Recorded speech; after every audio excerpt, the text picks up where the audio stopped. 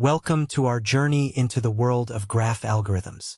Today, we dive deep into Dijkstra's shortest path algorithm. Imagine you're in a vast city with countless streets and intersections. You need to find the fastest way from your starting point to any destination. That's where Dijkstra comes in. This algorithm helps us navigate these complex networks by finding the shortest path between 2 points. Here's how it works. We start at our source node, marking its distance as 0. Then we explore each of its neighbors, updating their distances if a shorter route is found. We keep doing this until every point has been visited or there are no more unvisited neighbors with a lower known distance. This method ensures that by the time you reach your destination, you've always taken the shortest path possible.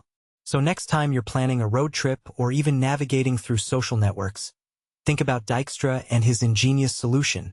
Welcome to our journey into the world of graph algorithms. Today, we're diving deep into Dijkstra's algorithm. First up, let's introduce what it is and why it's so important in computer science. Then, we'll break down its key concepts for a clear understanding. Next, I'll walk you through how to implement this algorithm step by step. To bring it home, we'll look at a real-world application, network routing, how your data travels across the internet. We'll also compare Dijkstra's with other algorithms to see where each excels. And lastly, there will be a fun quiz to test what you've learned. So, let's get started on this exciting adventure into one of the most influential algorithms in computer networking. Welcome back. Alright, let's dive into implementing Dijkstra's algorithm step by step. First, we define our graph as an adjacency list, which is perfect for representing connections between nodes. Then, we initialize a distance array with infinity except for the source node, which we set to 0. This tells us that the path from itself to itself has no cost. Next, we create a priority queue and insert all nodes into it, ensuring we always work on the node with the smallest known distance first. Here's how it looks in code. We import heap for our priority queue and use default dict from collections for easy adjacency list setup. In our function, distances are initialized to infinity except where the source node is set to 0, and our priority queue starts with a tuple of 0 start.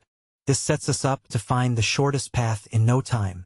Alright, let's dive into how we initialize our priority queue for Dijkstra's algorithm. We start by setting up the distances dictionary where each node gets an initial distance of infinity, except for the starting node which is set to 0. Here's what that looks like in code. And then we explicitly set the starting node's distance to 0. Next, we initialize our priority queue with the starting node and its distance of 0 using a tuple. This is because Python's module allows us to efficiently manage which nodes need to be processed next based on their distances. So, in summary, the priority queue starts off holding just one item, the starting node and its 0 distance.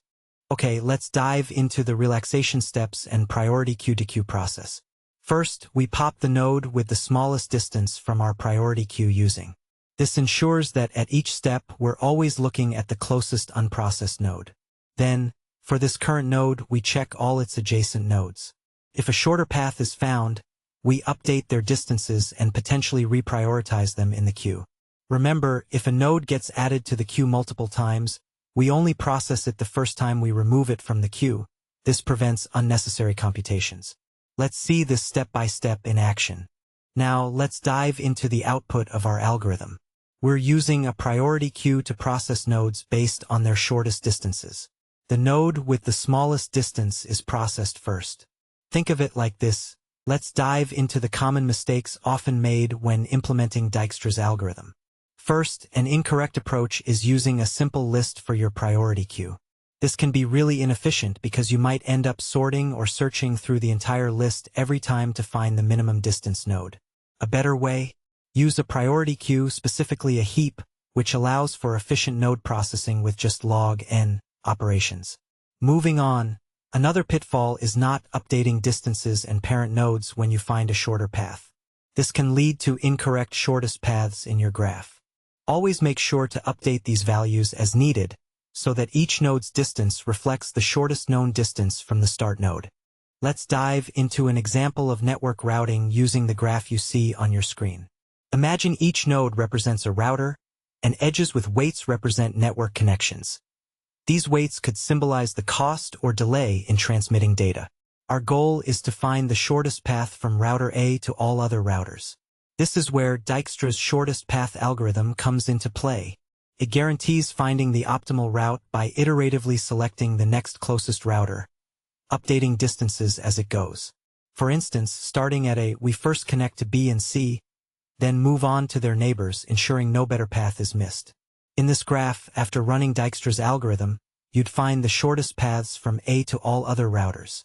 This method is fundamental for efficient routing in networks. Let's take a look at the output of our example.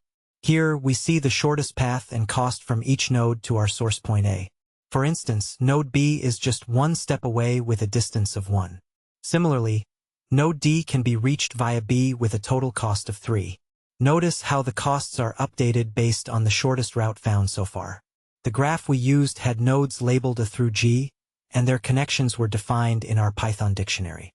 Using this setup, Dijkstra's algorithm calculated these optimal paths efficiently. You can see that node C is a bit further away from A with a cost of 4. This output demonstrates how the algorithm works by continually updating distances until all shortest paths are found.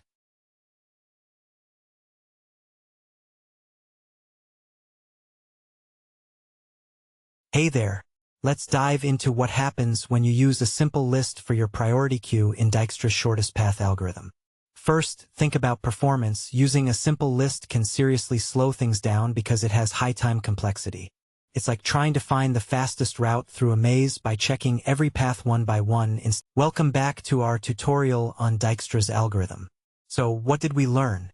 First off, this algorithm is your go-to tool for finding the shortest path in a graph with non-negative weights.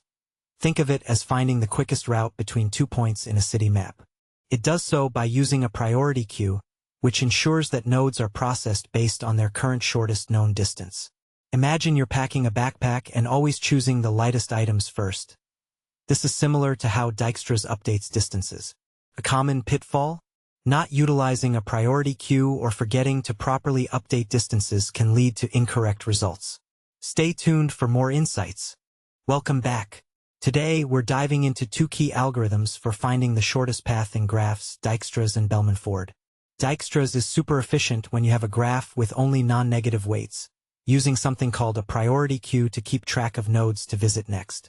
Think of it like organizing your to-do list by urgency. On the other hand, Bellman-Ford can handle negative edge weights, making it more versatile in real-world scenarios where things might not always add up positively. However, this versatility comes with a cost. It's generally slower and less efficient than Dijkstra's. So, choose wisely based on your specific needs.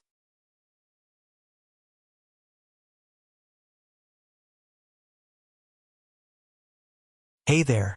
Let's dive into an interesting quiz question.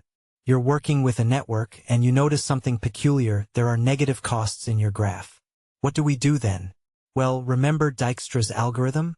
It's fantastic for finding the shortest path, but it has its limits. It can't handle graphs with negative edge weights. So, if you encounter those pesky negative costs, what's the go-to solution?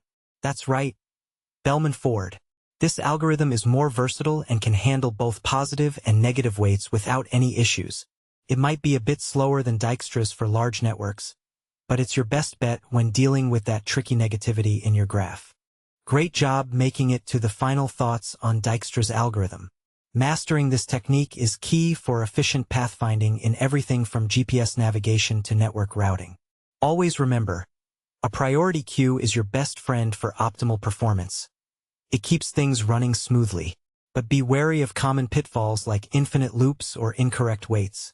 These can really trip you up. So always test thoroughly to ensure your implementation works perfectly every time. Happy coding and pathfinding!